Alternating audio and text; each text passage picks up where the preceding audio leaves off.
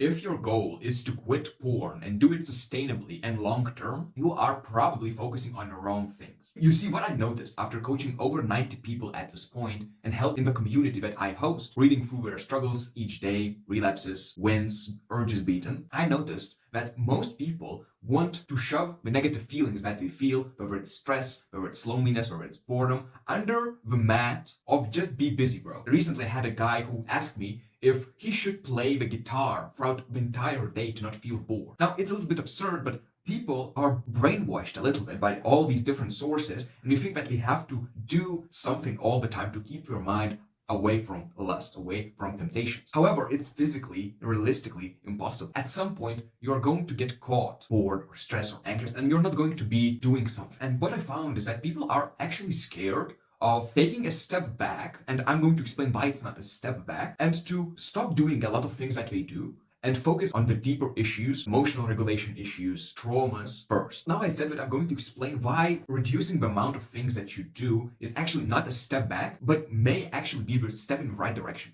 You see, when you're preoccupied with so many things, you may be going fast, but you probably are going in the wrong direction. So taking a step back, taking things slowly, reevaluating the value of some of the things that you do may be the key to start going into the right direction in making the progress in fighting and defeating porn addiction that you crave so much. There is this quote from a Greek philosopher that I really like. Before you heal someone, ask him if he's willing to give up the things that made him sick. And most people are making the conscious decision from the start to give up the things that made them sick. I had one guy that I coached, one of the very first clients that I hopped on a call with. I probably had like 3 or 4 calls with him.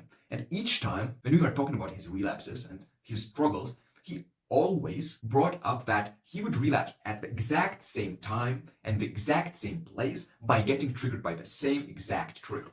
He was a freelancer, so his work was almost exclusively at home. Right? After doing his work, right, he would sit on the sofa to watch some TV show. While watching the TV show, he would message people or answer people's DMs on Instagram. While he was answering, he would start doom scrolling on Instagram, and eventually he would get triggered, and then he would go to watch pornography and masturbate. And that was the exact same thing each and every day. And I didn't want to ridicule the guy. I didn't want to call him out, but I tried to subtly. It's insanity.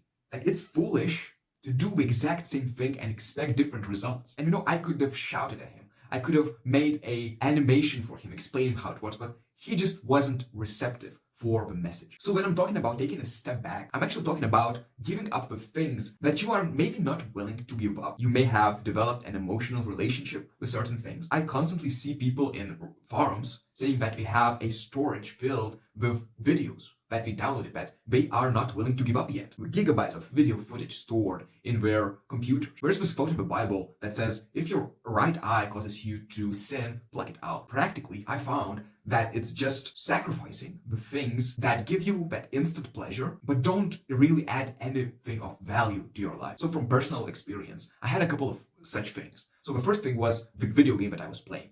It was called League of Legends. And I got to a point where I didn't even need pornography videos to jerk off to. I would literally open the stats of the character, which were obviously made very attractive, and I wouldn't even need nudity, and I would jerk off to that. That's a little bit sad in hindsight, but that was the reality. And until I made the conscious decision that video games are keeping me sick, it's either I keep playing or I'm free from porn. And I deleted it. Of course, there were other reasons why I did it. It was 6 years ago. I still get some cravings to play, but I know that this decision totally changed the trajectory of my life for the better.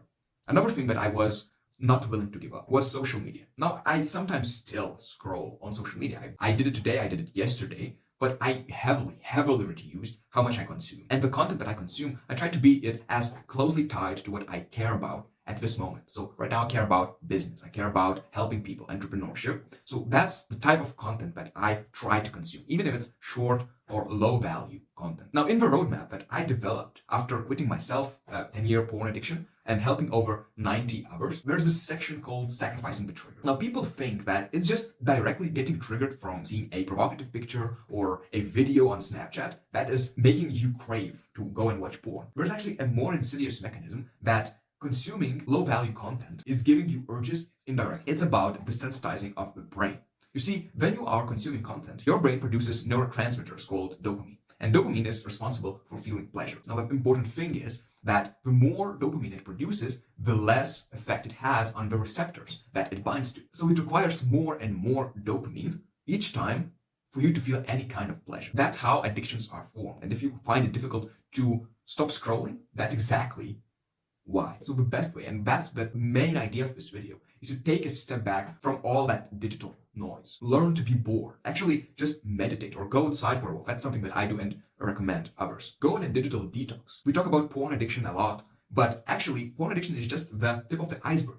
A lot of things are hidden beneath the surface. I had this one guy that I coached. He's one of my first students. I've been working with him for 3 months, and it took us 3 months to realize that his pattern for relapsing was just scrolling on his phone in bed at night, and it was so hard for him to break it. But what do you think, which is the harder addiction to break? Is it to quit doom scrolling, or is it to quit porn? Now, lust, reproduction is like the most primal desire, so it's probably harder. But what if you struggle to stop doom scrolling at night? Is it realistic to think that you will not go and watch porn?